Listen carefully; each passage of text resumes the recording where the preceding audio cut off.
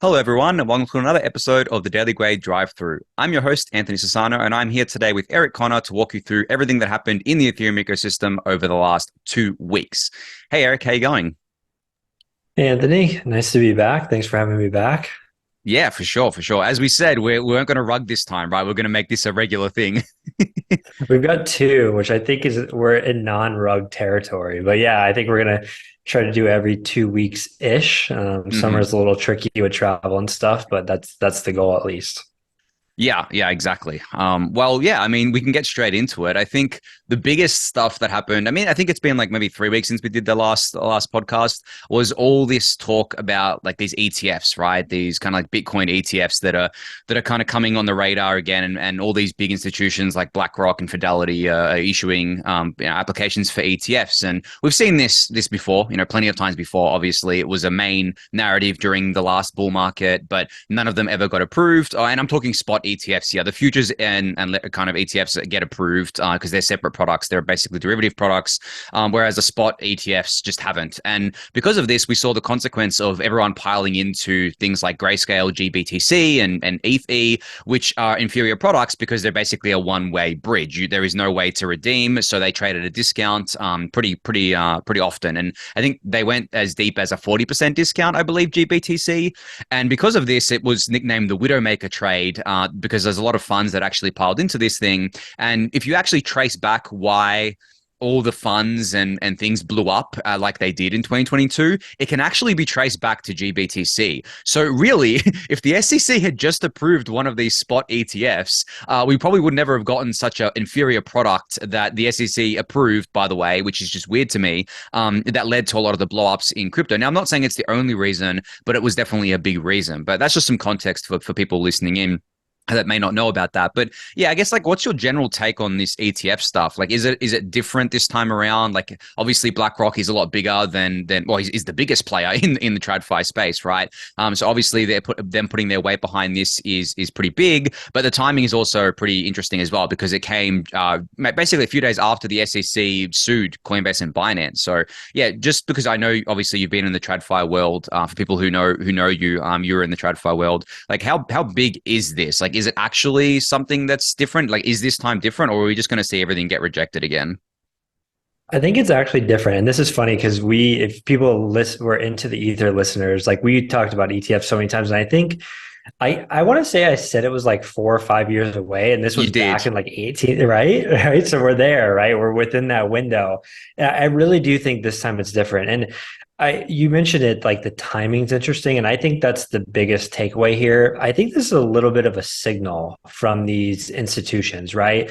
Where they're kind of saying to these politicians, hey, back off a little bit, right? Like we see money to be made here. We want to get involved in crypto.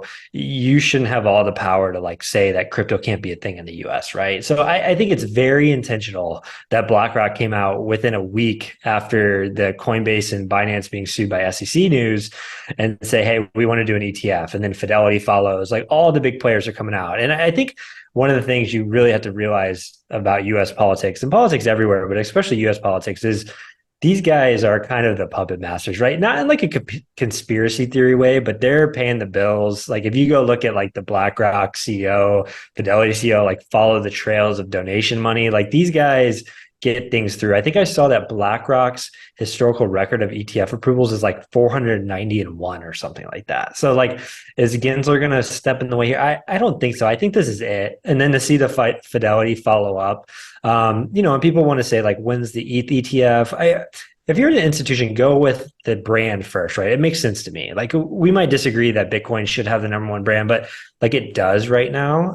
And it's the easiest one to kind of get through. They don't want to like throw ETH in there and some other alts and confuse things. So I think if this does get approved, we'll quickly see an ETH follow. But I think it's time. I really do. The market's mature enough. We're seeing 2x future ETFs of Bitcoin be approved. Like it's if the spot ETF gets disapproved twice with Fidelity and BlackRock, it's like something really shady's up. But I think it's time. Yeah, definitely. And I mean, just as you said, like there's that signal being sent right now. And I think that The market kind of reacted obviously positively to this, but then it came out yesterday that Saylor bought like another $200-300 million worth of BTC, which at around 28,000, which could also explain the pump. So it's kind of hard to know what the short term movements are based on. Obviously, it was a BTC led rally because the ETH BTC ratio went down, and a lot of the other coins didn't really do much. So people pointed, oh yeah, this is BTC rallying ahead of the ETF approval. It's like yes and no. I think that the ETF applications are kind of like they're positive, but they're not bringing in new money yet, right? Even from non kind of like ETF money, basically people buying BTC just on Coinbase or whatever. So really you have the same money sloshing around. And you could argue that the biggest new money coming in is probably just Saylor selling MicroStrategy stock, and then using that money to buy BTC. But other than that, I'm not seeing much of any new money coming in right now. And I think that's what people don't get is that the price can probably retrace its entire pump before, back down to the price it was at the time of these ETF applications. But that has no bearing on if the ETFs are bullish or bearish. It just what it signals is that there's just the same amount of money sloshing around. It's just traders trying to make some money off the volatility, and eventually that will change, and eventually we'll have a proper change where it becomes a bull market instead of a bear market or a crab market, I guess what we're in right now. But that's I think what a lot of people kind of miss there. And you mentioned that an ETH ETF would probably come after a BTC one. I mean, I definitely think so. And the funny thing about an ETH ETF or just like institutionalized ETH products generally, is that staking actually has a big part to play here because I think that ETH as an asset is just much more attractive to, I guess, like the TradFi investors because of that yield you can get. Even though the yield obviously keeps going lower because more people are staking, it's still quite a healthy yield. And obviously in the bull market, when activity ramps up again, there will be more rewards like fee rewards and MEV rewards and stuff like that as well. So I think that's going to be very attractive to people. But in terms of like other things getting ETFs, it's probably going to be like not this cycle. Maybe next cycle there might be some standouts. But the problem is that like with a lot of these things and the way TradFi looks at it, they need regulatory clarity. And really only BTC has that today. ETH is in this limbo where the SEC still maintains that it's a security, but the EFTC says it's a commodity. Obviously, we both believe that it is not a security, and I think that generally it's probably not ever going to be labeled officially a security. I don't think the SEC is actually going to try and go after ETH, but it does scare away players, right? It does scare away these TradFi institutions. But I think ironically what could happen is that they might file for ETH ETFs. And then if those get approved, if the SEC approves those, it's basically them saying, well, this isn't a security because as far as I know, the way it works is that you can't approve an ETF for an unregistered security. That would just be really silly for the SEC to do. And yeah, as I said, like the other kind of tokens out there, very hard for them, I think. And you put out a tweet actually that I wanted to talk about. This was a little while ago, maybe a few days ago or something, where you basically said that you think this could potentially be like an ETH BTC led bull run where a lot of the other coins basically lag and we don't get a repeat of what happened in 2021 and maybe even 2017. I kind of have a little bit of a different view on that, but maybe you want to expand on that view and why you think that it could just be ETH and BTC and a lot of these other things will lag. Yeah, so I think it circles back a little bit, going back to your point of why haven't we seen the rally yet? Like if we think the ETF is going to be approved, why haven't we really seen that in the charts? A lot of that's going to come after the fact, right? Which is kind of what you were saying. Like everyone's talked about ETFs at this point. If you're in crypto now, you probably found a way to get crypto. People that want an ETF, they want to like open their Fidelity account, their E-Trade account, whatever, their brokerage account, and just like type BTC into their ticker box to buy, and it's there, right? Like the ETF's there. If you go look at like the gold chart, once a gold ETF got approved, I think it shot up from like 400 to like 2,000 or something like that, right? It's never been back to that price before. So if you look at like BTC or ETH, let's take BTC, whatever the high is, 70,000 or something like that. I can't quite remember, somewhere around there. Say it 4X's from there, it never goes back to 70,000, but that's because people now have access to it. They want to buy it. They either in their 401k with their broker, whatever. Like they don't want to go on Coinbase and buy.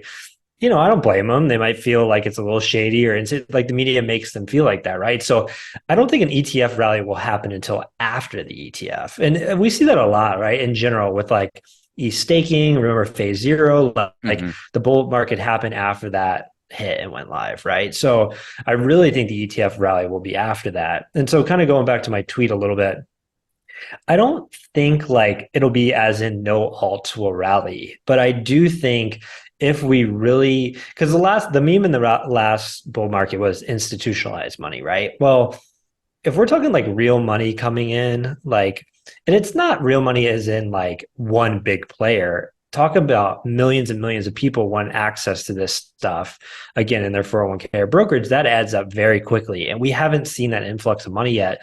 And if those rally, that those big inflows are going to be coming from ETF approved or like kind of stamp of approval coins. And like, trust me, I don't like this. I don't think like a government should be able to just say, hey, we think BTC is great, so we're going to give an ETF, we're going to give a stamp of approval, Fidelity can trade it, blah, blah, blah.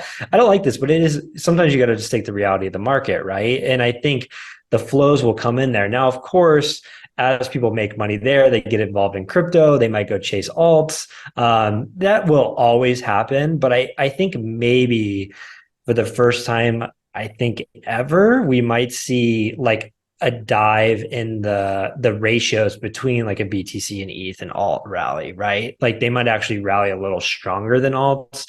I mean, last cycle was crazy with the alt layer ones and all this stuff going up exponentially, and kind of outpacing BTC and ETH. And of course, ETH has outpaced BTC for a while now. But I think every market's a little different. I just think there's going to be a hint of that, is kind of what I'm trying to say. Yeah, and I think it really depends on who the kind of marginal buyer of crypto is, right? Like if the marginal buyer, if most of the inflows is coming from like the ETFs and the TradFi institutions, then they're definitely not going down the risk curve, right? They're going BTC and probably ETH as well, and they're going to kind of stop there. It's really these kind of like alt rallies that we see are really kind of a retail trader driven phenomenon, and then we have some crypto native funds and stuff join in as well, and we obviously see how that ended in 2022 where everything blew up. But my opinion, I agree mostly with you, but my opinion differs a little bit, wherein that I don't know if this cycle will be the one where the institutions outweigh the retail. I still think that retail is going to have a definite big presence during the next bull market. I think that they're still going to have plenty of access to things. I mean, Coinbase and Binance are still there. They haven't delisted these assets that the SEC claims are securities. I know other platforms have, but there were these TradFi platforms that added crypto just to be part of, I guess, like the flavor of the month, basically back in 2021, and they've delisted these things. But I think that, Coinbase is going to be pushing people to their new base L2 as well. And that's going to get a lot of people just playing around with different tokens and things like that. So I definitely do think we're going to see those rallies still happen. But we all know what happens when the liquidity kind of dries up and we go into a bear market again. Everything just absolutely nukes against BTC and ETH. Like there is very rarely a token that will actually outperform BTC and ETH over the long term. I think I can think of maybe one that's outperformed ETH over the long term, and that's Rocket Pool, the RPL token. That's been out since 2017. But that's one out of how many of these things have we seen come and go over the years, right? So when it comes to these rallies, yeah, they can happen, I think, in bull markets because of that retail participation. But yeah, it's going to be the same story still, where if you're stuck holding these things, 1 to 2 years after the bull market, there is more likely than not you're never making your money back in probably USD, but also against ETH and BTC. And especially if we have that more traditional finance kind of type person involved with crypto, just buying BTC and ETH indiscriminately, basically through these ETFs, then yeah, it's definitely going to be a win change there. But I do think that retail participation in crypto is still going to be very, very strong. People go down the risk curve. As you said, they make money in BTC and ETH and they go down the risk curve. But I also think that a lot of people, especially in like the peak bull market, like 36 months, the last 36 months of a bull market, the marginal buyer is clueless people, right? They're just people who have come in via watching crypto on YouTube or hearing about it on mainstream media, and they're like, oh, wow, what do I buy? And then a YouTuber tells them to buy this coin because it's going to some ridiculous price, and they buy it, right? And then the players who've been around for a while will trade around this, obviously chase the pumps, look at the charts, basically do TA on this or whatever. But that's why you see most of these things underperform, because most of them are generally not supposed to be worth anything, because they're just crap. They're part of crap projects, and the projects are like, a lot of the time the projects are dead, right? And the tokens are still worth something for some reason, but that's just crypto. But Yeah, I think Like last cycle, EOS popped all the way back to its previous cycle high, like at the very end, like the last month of the bull cycle. exactly. And that was only against USD. Against ETH and BTC, it Right. definitely didn't get Right. close. And I think that's signal though during a bull market where if you when you start seeing these things that are so obviously dead popping back off, it means that the liquidity is very close to running out. It means that everyone is going down and just seeing what hasn't pumped yet because you're like, oh, this hasn't pumped yet. It means we've got to plow into this to pump it. And that is usually, from my experience over the last two bull markets that I've been part of, I know you've been a part of three of them. Actually, technically, I've been a part of three of them, but you kind of stuck around in the 2014 bear market. But that is basically the clearest signal ever is when people are just going down the risk curve to absolute crap and it's pumping. It's time to get out. Right, exactly. So it's an interesting topic, right? Because you said, and I totally agree, like retail will always be there and probably as a combined entity outweigh institutions. So a question would be, I'm curious your thoughts on this. Do you think retail has chased shitcoins, let's put it that way, whatever you want to call them, in the past because they log in, they hear about ETH and BTC, and they're presented with all these things on these exchanges because they can't buy them in their brokerage accounts or their normal investments accounts?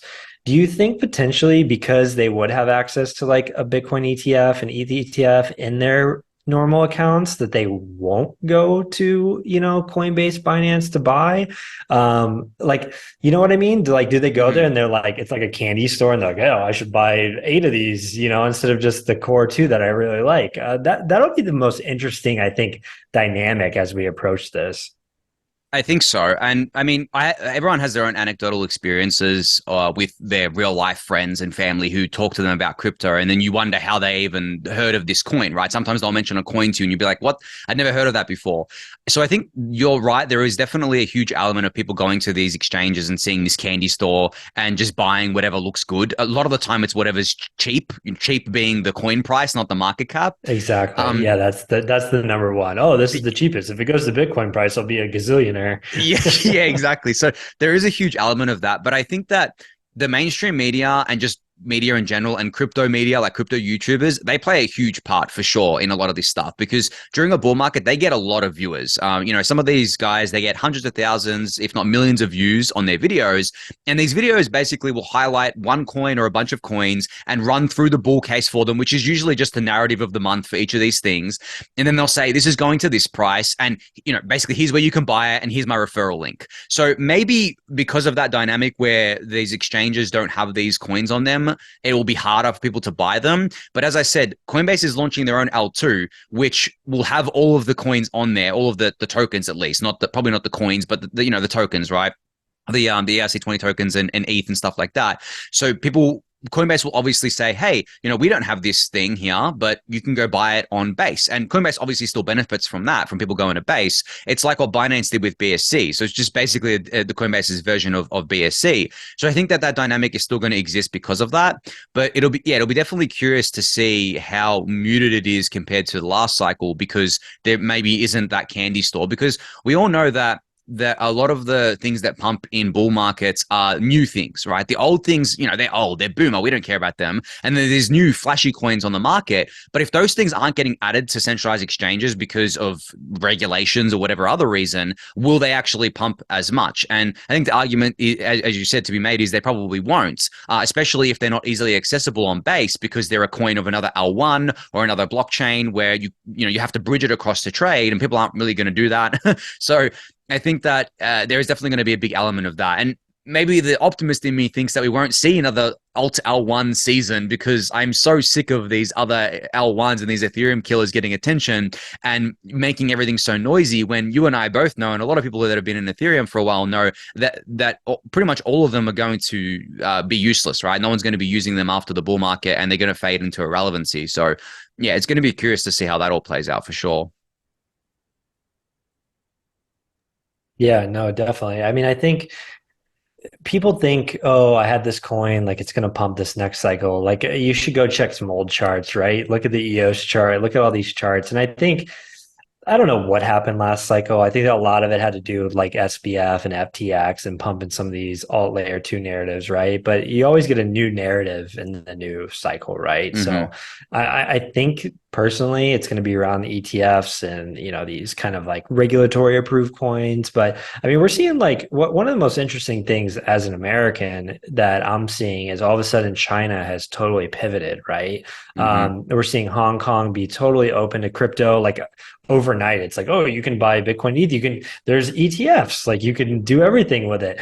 I mean, that clearly seems like, some kind of political move. And I don't think it's a coincidence, right, that a few days later you saw these ETFs applied for in the US, right? And I think there's some pushback probably to, I mean, it's all politics, right? Hmm. America is such 50-50 divided. If someone takes this stance, you have to take this stance, right? So now all of a sudden crypto has become this like battleground. But I do think, China, when it comes to the US, right, they're whatever you want to call them. I guess you call them enemies. I don't know what the proper term is, but definitely political opponents is probably the right way. But I actually do think China taking like this stance to pro crypto all of a sudden will actually help when it comes to American regulations. Hmm.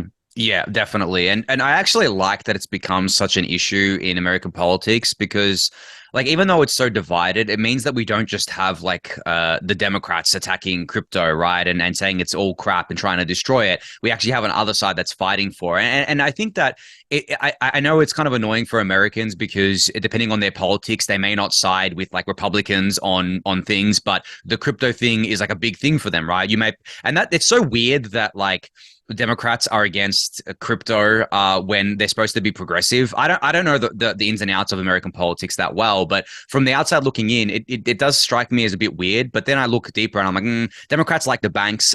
They say they don't, but they definitely do. So I don't know. Like personally, I don't consider myself like a one issue voter. I probably wouldn't vote just based on the crypto issue, but that's again why I like it's a battleground thing because if the Republicans can push the Democrats to be friendlier, then it means that people in crypto don't have to be one issue voters. Because I think that that's probably the worst outcome for Americans is that they're just forced to vote for someone that they otherwise just didn't want to vote for at all, just because of that one issue that obviously affects them quite deeply.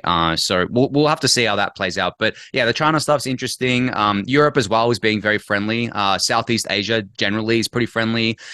India, I think, is warming up to it. But I think during the bear market and the crab market, you just see more regulatory stuff than the bull market because in the bull market everyone's having fun. No one wants the regulator coming in the bull market and spoiling the fun, right, and ruining the party. Whereas the regulator's like, okay, we'll wait till the party's ruined, we'll wait till the party's over. They'll ruin it themselves, and then we'll come in and start doing some stuff. But I tweeted the other week that I think the regulatory kind of bottom is in, to be honest. I don't really see any more kind of like harsh things coming down the pipeline. I think the SEC is pretty stretched thin at this point in terms of who they're going after and the battles that they're fighting. But hopefully I'm not wrong on that. Hopefully we don't wake up next week to SEC for some reason, battling and going after ETH or something, which is an interesting discussion in of itself because I've had this discussion with people before. Who would the SEC even go after, right? Like the closest company to like ETH as an asset and Ethereum as a thing in the US is Consensus. But Consensus didn't issue ETH. It wasn't even around at the time of the ICO. It was formed after it. It doesn't control Ethereum. So who would they go after? Vitalik, he's not a US citizen, right?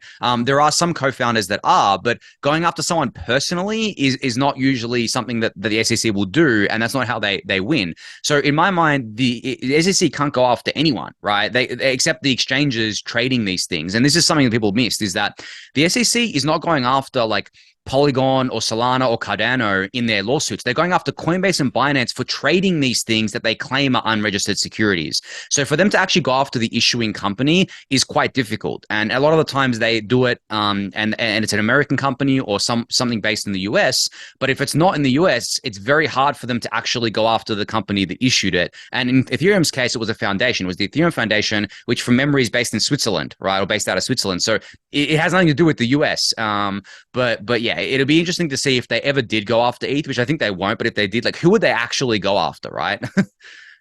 Yeah, I guess all of us validating or something, they're going to chase 200 or whatever. What are we up to? 600,000 people or something validating on the Ethereum network. No, I mean, it's a good point. I think people miss that. Like, it's not necessarily that because they're saying a certain coin in the lawsuit is an unregistered security. Like they're just trying to go after these exchanges for whatever reason, power play. Mm-hmm. But if you really break it down, right? Like they probably got buddies at banks and brokerage firms that are saying, "Hey, we want a piece of this pie." Like it all, if you start to think about this, it's like they're going after these small exchanges, and all of a sudden, BlackRock and Fidelity are like, "Hey, we want an ETF."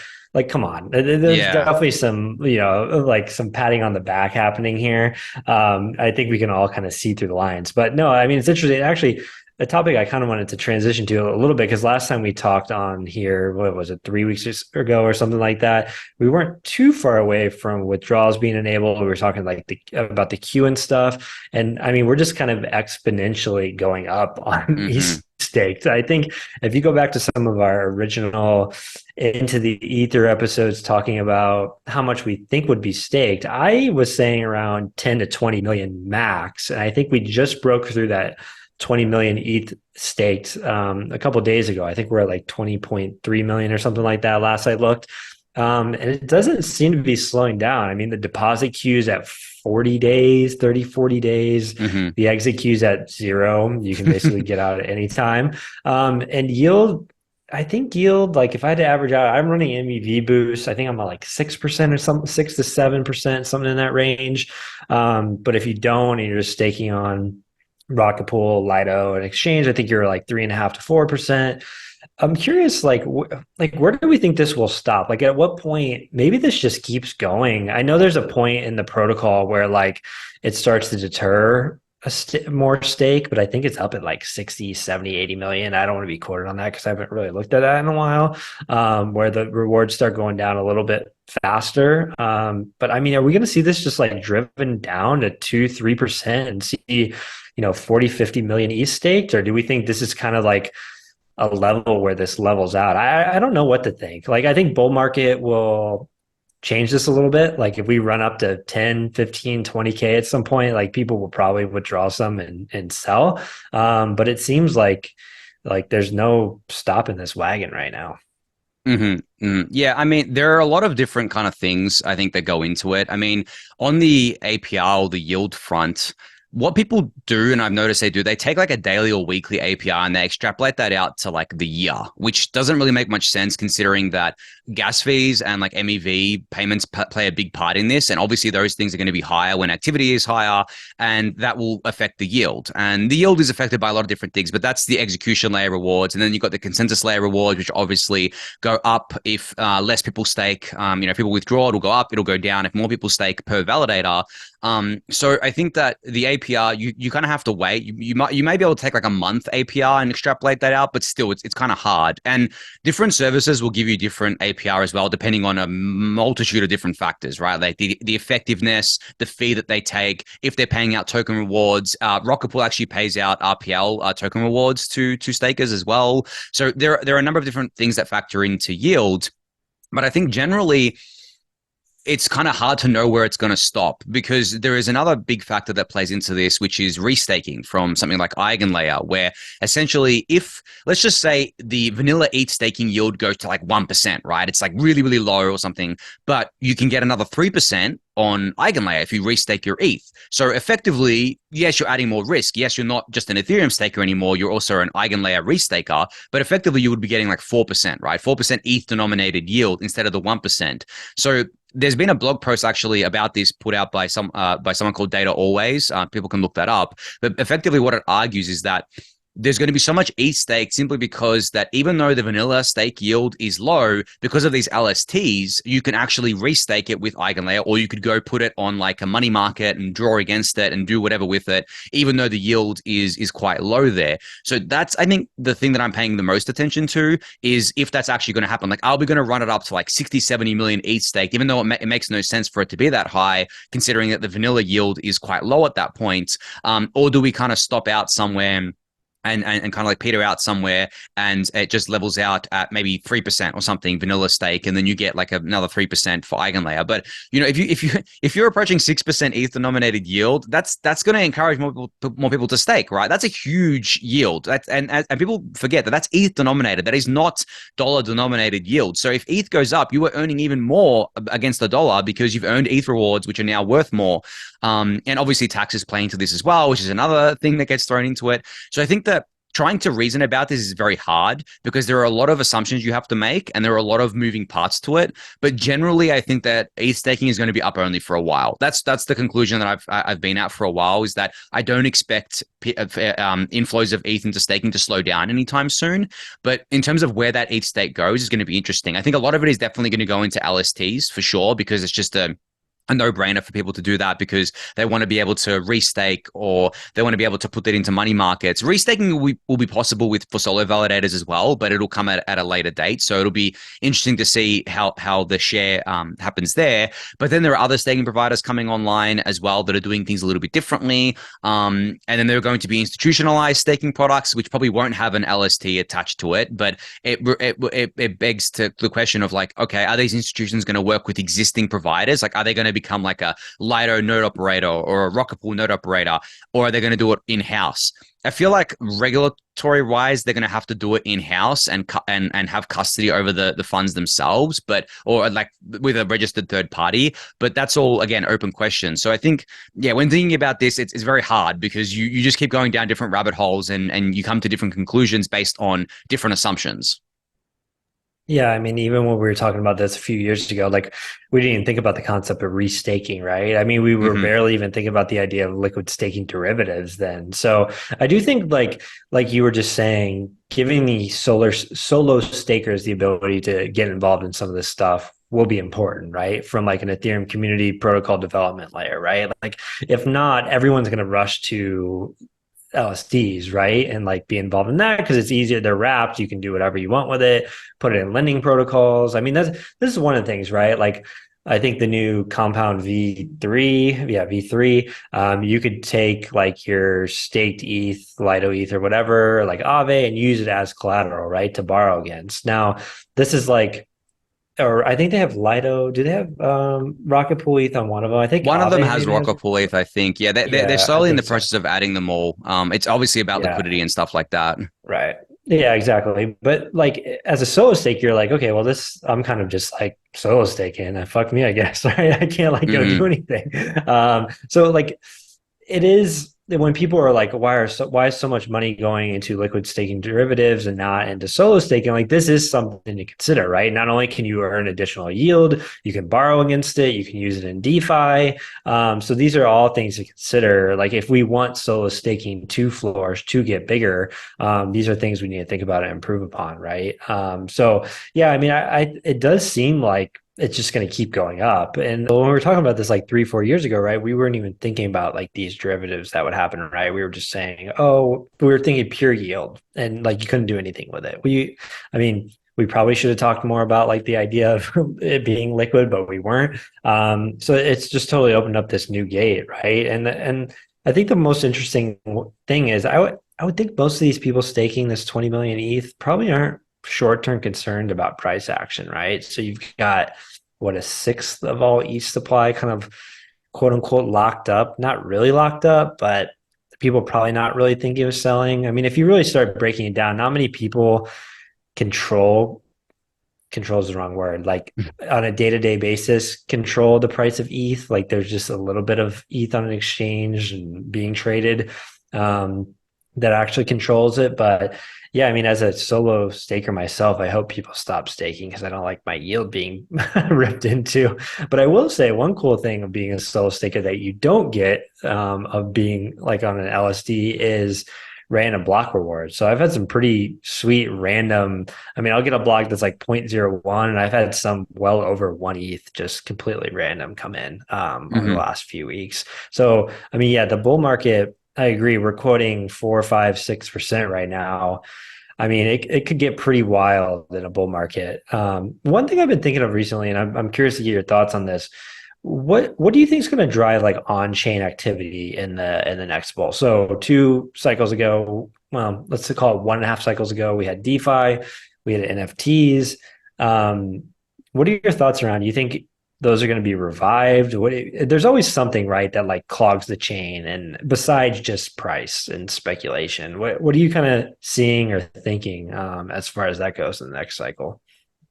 It's going to be a different cycle, I think, because of the L2s, right? Like we're pushing everyone off L1 to L2s, and obviously L2s take up block space with, with their proofs and data and things like that, and the bridging and all that sorts of stuff.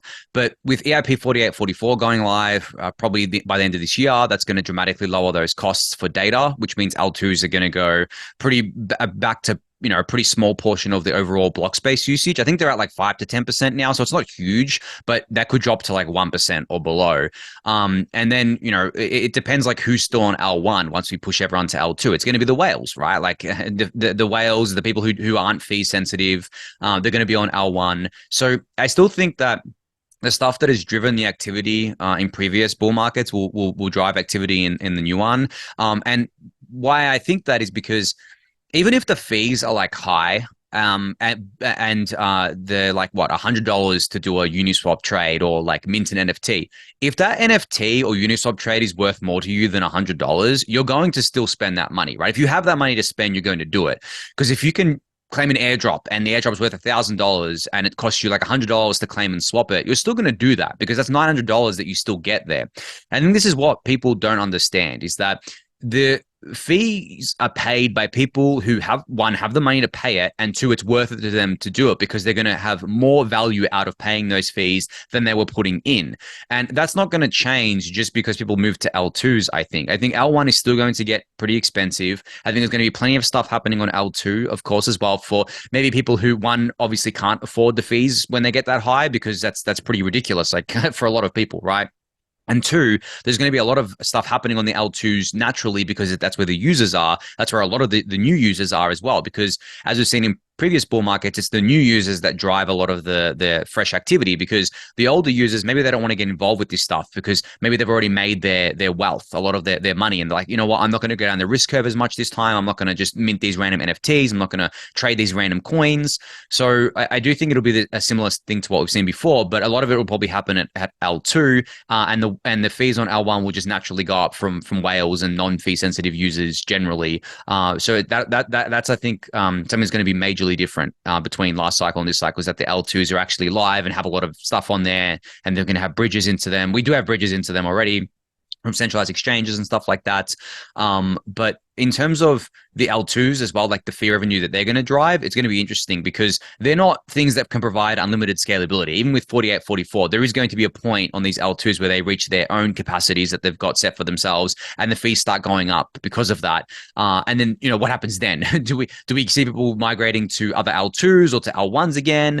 It's an interesting dynamic to think about, but yeah, I think generally the activity will be driven by the same stuff we've seen before, just speculative stuff around like NFTs and tokens. And obviously L1 Ethereum is still the premier place to mint an NFT because it is, the art itself isn't permanent or anything like that, right? Because it depends on where the metadata is stored and stuff like that. But generally, if you mint an NFT on an L2, especially if it's a newer one, are you sure that L2 is going to be around for a while, right? And then, okay, can you bridge it to L1? Okay, well, what does bridging actually mean? Does it mean it burns the asset on L2 and gives it to you on L1, or is it an IOU?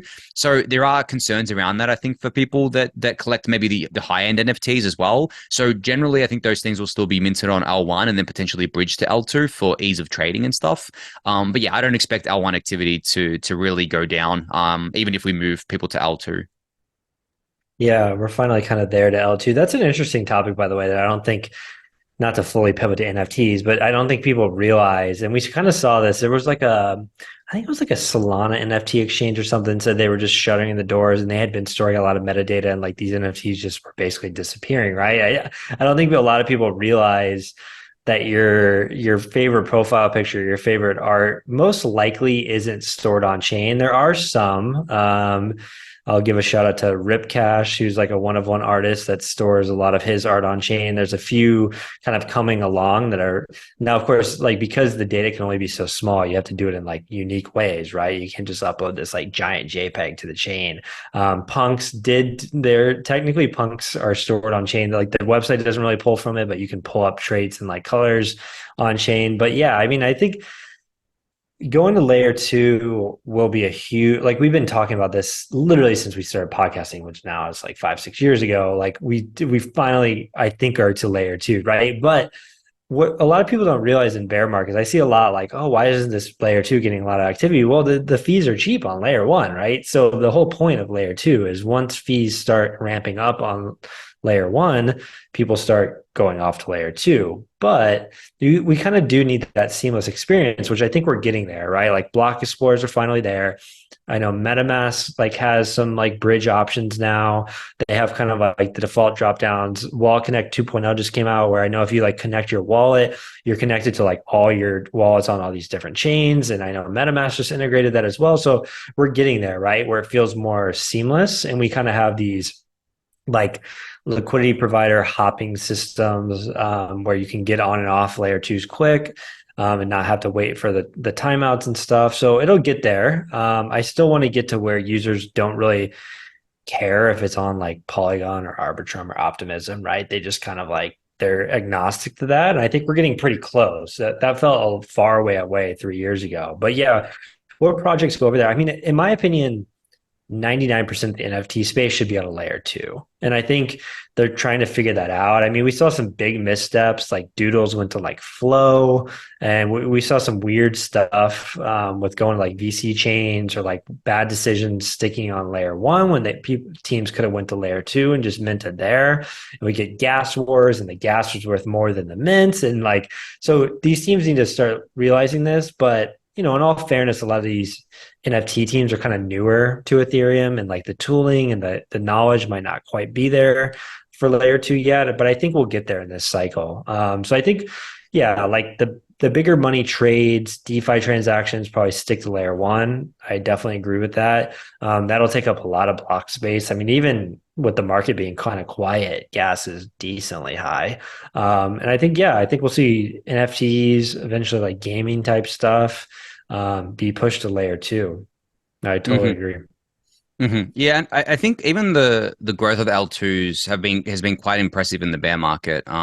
Like there's still a lot of activity happening there, a lot of apps being deployed there, the users there. And I think as I mentioned earlier, like Coinbase putting out base and putting users there and getting people on chain is going to be a big thing because Coinbase has a lot of users who have never touched a blockchain. They may have bought crypto on Coinbase and never done anything with it, right? And just left it there and speculated, and they've never been on chain. So Coinbase has this perfect opportunity to basically say, hey, we have this chain for you to use called Base. And I have a feeling they're going to make certain transactions free on there, such as USDC transfers and things like that. Because at the end of the day, the gas fees, like the thing is with the gas fees is that what you're really paying for is compute at the end of the day. You're just paying for someone to store that information and to run the node for you on their machine, really, at the end of the day.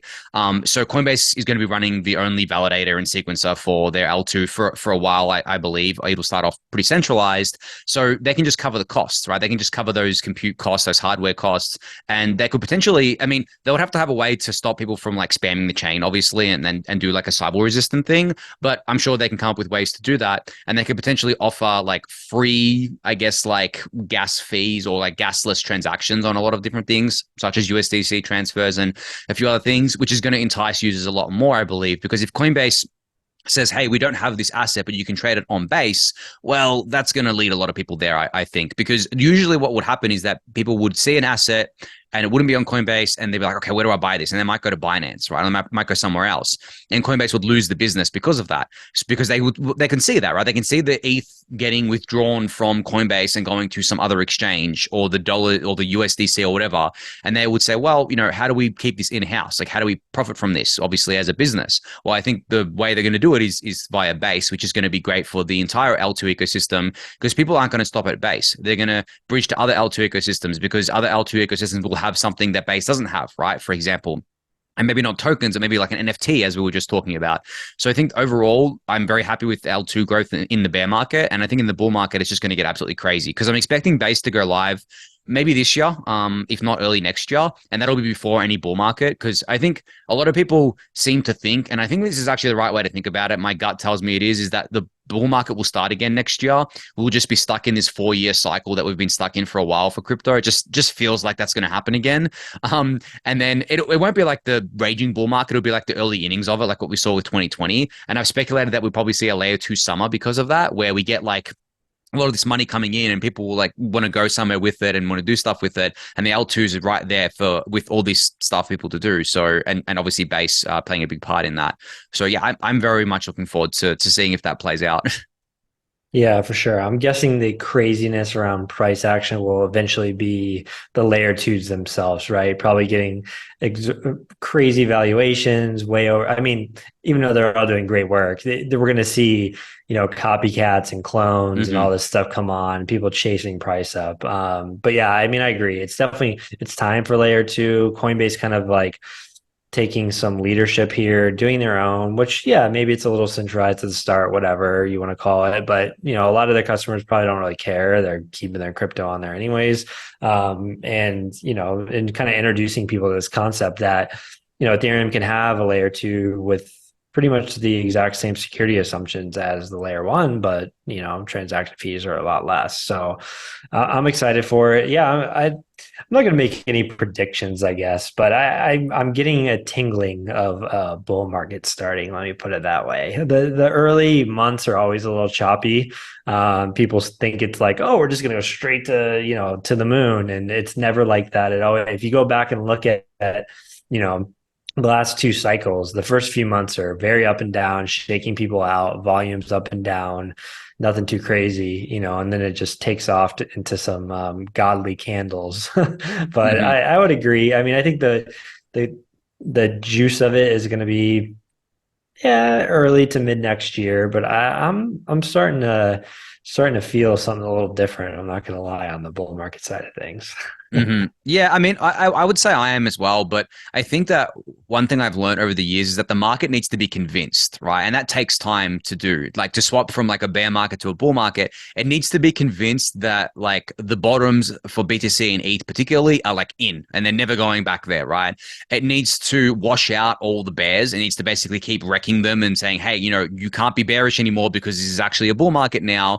And then once you flip like these big bears into bulls, these ones that just stubbornly bearish, I think that that's when the real bull market starts. And how you flip them is like the price just goes up, right? You go up and you go up to these levels that they look at on the chart, and they say, okay, well, this is a key level. If we take this and we hold it, then it's more likely than not that the bull market is actually starting. So we need to stop being bearish, and now let's just pivot to being bulls. So I think that's what takes time at the end of the day. Like even if like with all your heart and you feel it at, in your entire body that the bull market starts like now, the market still needs to be convinced that it has started, which, as you said, leads to a lot of chop, leads to a lot of people being washed out. But eventually we get there. So I do think the rest of this year is probably just going to be us convincing the market that, hey, the bottoms are in for BTC and ETH. We're not going back there. There's not really that many reasons to be bearish anymore. There's more reasons to be bullish because of the TradFi stuff, because of all the building happening, blah, blah, blah, right? Whatever narrative you want to attach to it. And then usually when kind of like New Year's happen, people have this thing. They have this kind of theory that like the reason why pivots usually happen in kind of like the new year is because people always have like this thing, whether it's conscious or subconscious, where they're like, it's a new year, everything's fresh, everything's awesome, it's going to be great this year. And then slowly during the year, obviously that becomes less and less, and you're like, oh crap, this year was shit. But at the start of the year, you're always like, oh, it's a new year, blah, blah, blah, right? And it's just like a very human thing that we do. So I think that's why you normally see pivots in the new year. Like if you look on all the crypto bull markets, a lot of them have happened, a lot of the craziness happened at the beginning of the year. 2017 was 2017, right? Like that whole year. But in the beginning of the year, that's where it actually started. And then 2020 and 2020, we actually started going up positively, but because of COVID, it kind of delayed things. Then 2021 got crazy. So I think that when you look at it, the pivoting to the new year is definitely a huge thing and a huge thing for human psychology, which obviously drives markets. And I do think we're going to spend the next 7 months convincing people, guys, it's not going low again. It's not going to the lows again. Maybe we get close to it, and maybe that's the last thing we have to do, is that we have to go back down to near the lows for all this liquidity to come in and basically say, no, you're not going back there. We want to buy here and then continue on. We don't know exactly how that's going to play out, but yeah, I think I agree with you in that it definitely feels like if we look back in 12 months, we'll be like, that was the start of the bull market here. Yeah, definitely. I'll leave everyone with this. You know, the level we have to claim and defend before the bull market, right? It's 2,500. So if Yeah, we can get your there, last top prediction in the last bull market, which is kind of funny. But as I said, like you're saying, what 15K this cycle for ETH, and we went two times your prediction last cycle, so it's 30K. That's how it works, right? maybe 30, right? Yeah. No, I'm going 15. I'm going 15K this cycle. I don't know when it's going to happen, but I know it's going to happen. I don't know. If you look at like multiples, they go down. I think it was like 2 cycles ago was 120x. I think last cycle was 60x. I want to go with something around 20 to 30x this cycle, which I think puts us 15, 20 grand range. So I'll go a little conservative 15. And look, I don't have a crystal ball. Don't be buying ETH, based on this. This is just my hunch. So like you said, I mean, I said 25 last cycle. I sold a good amount of ETH at 25, but you know what? We're below 25 now. So I don't feel too bad about that. And I sold up a little bit towards the top too, but I've got plenty left and I'll be looking to, actually won't be selling much this cycle, to be honest with you. What I have staked now, and we've talked about this a lot, but what I have staked now, I'm just keeping. I mean, maybe Mhm. if we really get crazy, 15, 20, 25K, something, of course, I'm going to have to take like some off the table, but it'll mainly just be staking rewards that I've earned over the last 2 or 3 years. I have a permanent stash. I'm waiting for well beyond 15K at this point. Yeah, yeah. I think even if like I think this is what people don't understand. Even if you sell at like a low price comparative to the all-time high, like selling at 2,500 instead of what the all-time high was, which was like 5K, right? It doesn't matter because you could just buy back in the bear market, and Right, you've had plenty of time to buy back in below 2,500 and be in profit, right. right? And be able to buy back in with at a lower ETH price. I mean, imagine you did this, and it's very hard to do this, but imagine you sold it at 2,500, but then you bought it back at like a grand, right? Like you just Right. did an amazing trade. It took a while to do it, obviously, but you still did an amazing trade, even though you didn't hit the highs or the exact lows. And I think that's what people miss. They always like, oh, you have to sell the all-time high and then you buy the low. It's like, yeah, okay, good luck with that. Have fun trying Yeah, to it's do that. fool's errand, man. Fool's errand. I mean, yeah, it's such a good point. People obsess for some reason with selling tops and buying bottoms, but if you sell somewhere near the top and buy somewhere near the bottom, I mean, you do great, right? I mean, this cycle, yeah, I sold good chunk between 2000 3000, but I didn't really rebuy too much of the bottom, but last cycle, we topped out at 1420. I sold a lot at like 950, but I rebought a bunch at like 80 to 100. So I mean, Hmm. look, maybe I didn't hit top exactly, but I hit bottom decent. If you can be in that range, right? I really it's great advice. Do not obsess over top and bottoms, right? Create a sell plan that works for you. Set some of that aside, rebuy. Like we're gonna cycle. It's not like we're gonna go to like 100K and never come back, right? Like Hmm. we always are gonna cycle. It's human nature to cycle. So yeah, no, I mean, I really do like that advice. Yeah, exactly. And I think people shouldn't feel guilty for selling or anything like that. At the end of the day, like in as much as we love Ethereum and love ETH is an asset. It is not something you marry. If you want to keep it forever and stake it and earn off your staking rewards, that's totally fine. If you want to sell it all because the price went to like 10K and now you've got a lot of money to do other things in your life, there's no shame in that at all, right? And I think people sometimes feel guilty about it. Like, oh, I can't sell. I'm like, doing bad by Ethereum. No, at the end of the day, as you said, things cycle. People are going to sell. People are going to buy. Majority of people are going to, are not married to their investments. And the ones that do, well, a lot of them, you'll see them on Twitter. They're very easy to spot. They're coping and they're what we call bag holders. So you don't want to Very become weathered. that. Very Yeah, weathered. yeah, exactly. Cool. Well, I think that's the perfect note to end this podcast on today. That was great. I really enjoy talking about the markets for a change, I guess, over some of the tech stuff. But I think they all kind of intertwine a lot. People sometimes try to, I guess, reason about them not intertwining, but a lot of crypto is still speculative. I would say most of it is still speculative. So yeah, prices play a huge part in that. But yeah, this was great. Yeah, good to be back. We'll do it again, I think in like 2 weeks or something like that. But again, appreciate you having me on Daily Gwei. I'm glad I can add a little fresh insight here. And it's always fun to talk about markets. So I'm sure, there's plenty of tech to talk about, but like you said, they intertwine for sure. Yeah, for sure, for sure. All right. Well, on that note, thank you everyone for listening or watching. You can subscribe to the channel for more of this. And yeah, as Eric said, we should be back in another 2 weeks.